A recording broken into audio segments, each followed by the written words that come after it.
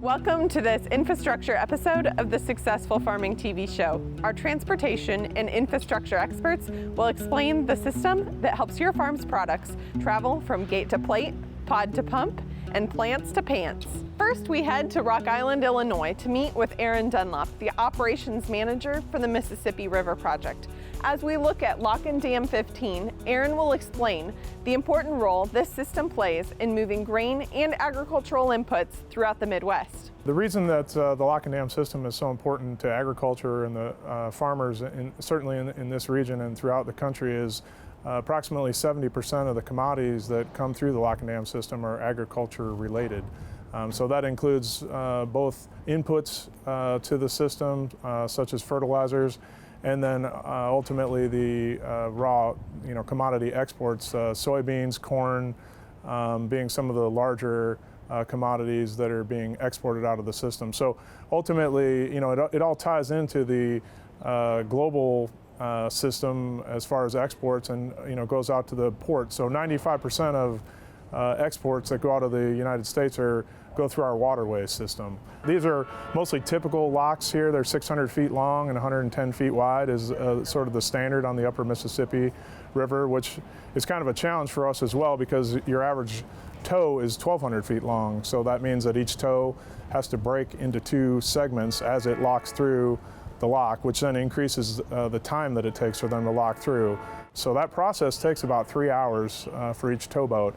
So you can imagine as they travel from each lock to lock, how much extra time that takes, and time obviously equates to money. The current site that we're at here, Lock and Dam 15, is one of the first ones constructed in the early 30s. So all of them are approaching 100 years old. They were originally designed for 50-year life, and most of them have undergone a 25-year, what they would call a major rehab, which would extend their life usually into the 1980s time frame. And then primarily since then, we've been just doing, preventative and critical maintenance to try and, keep them running. The Navigation Ecosystem Sustainability Program was first authorized by Congress through the Water Resources Development Act in 2007. The program itself was the result of a navigation study that started during the 90s. Through that authority, there's proposals to build some 1,200-foot locks and other major navigation improvements. But the program's unique in that it also addresses ecosystem mitigations and restoration. So for money spent towards navigation improvement, there'll also be money spent towards ecosystem improvement. And but that was, like I said, authorized in 2007. It has not received construction funding since then. The Corps of Engineers did receive some money this year to relook at some of the economics related to the program, and so that will be something we'll be doing moving forward. So we actually have a fairly substantial construction project that's going on the lower approach wall here.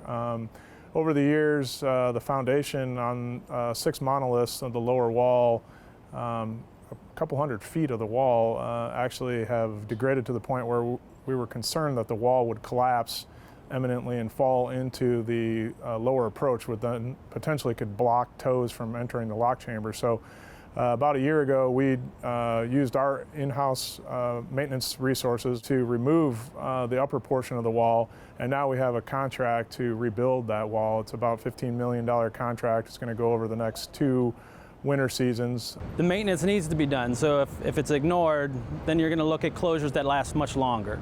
So it's kind of like a short-term pain for a long-term gain. Even though we are running some older technology here, the future looks bright. We continue to see an improving usage of the lock system over the last several years. I think a lot of that's attributable to the economy that's happening right now.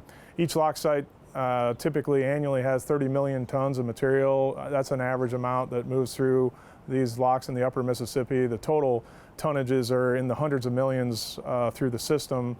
And that adds up to a massive amount of economic value to the nation. It is sort of a rare scenario where the government is making a wise investment with tax dollars into infrastructure that supports our whole economy.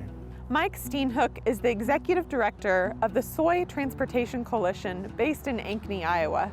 We met with him at his office to hear about the current conditions of the road and rail system that feed our inland waterways and ports. Our transportation system, our multimodal system, really allows farmers to be international entrepreneurs.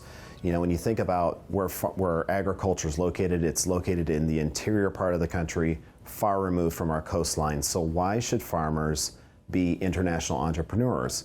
It's because we've got this multimodal system consisting of rural roads and bridges, highways and interstates, our freight rail system, our inland waterway system, and our ports that allows what farmers produce to be cost effectively and efficiently moved to these international destinations. And so it really is integral to our success. It allows supply to connect with demand. You know, we are kind of living off the investments that we've made a long time ago. You know, the good news is that we're still the most cost-effective, reliable, you know, supplier of ag products in the international marketplace. We far exceed our competitors in Brazil and Argentina in the ability to move agricultural products. So that's the good news. Now the bad news is the United States can increasingly be described as a spending nation, not an investing nation. There's a big difference between the two. And so we've made these investments in the past and we're still benefiting from them. We're seeing some concerns right now when you look at our rural roads and our bridges, our aging locks and dams, our ports that are not properly dredged. So we do have a lot of challenges. So it really is good news and bad news. But the good news is that we've made these investments in the past. The bad news is we haven't continued to make those investments. When you don't have that predictable, reliable funding, states and local governments, they're not able to effectively plan. So they can't be as aggressive as in replacing roads and bridges, doing effective preventative maintenance.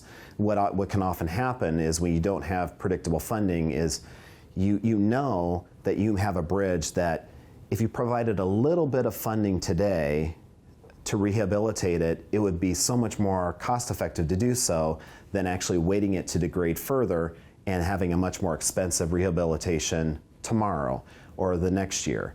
And so a lot of that happens when in our whole transportation infrastructure is that we could practice better stewardship. We could demonstrate that, but we don't have predictable funding. So as a result, we allow these assets, these roads and bridges to degrade further, and then finally they will collapse and we can't kick the can any further. And then it becomes an all the more expensive exercise. The transportation system in the United States is only as strong as its weakest link.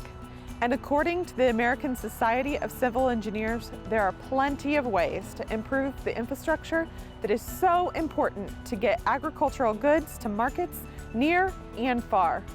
The group gave American infrastructure a D+ in their 2017 report card.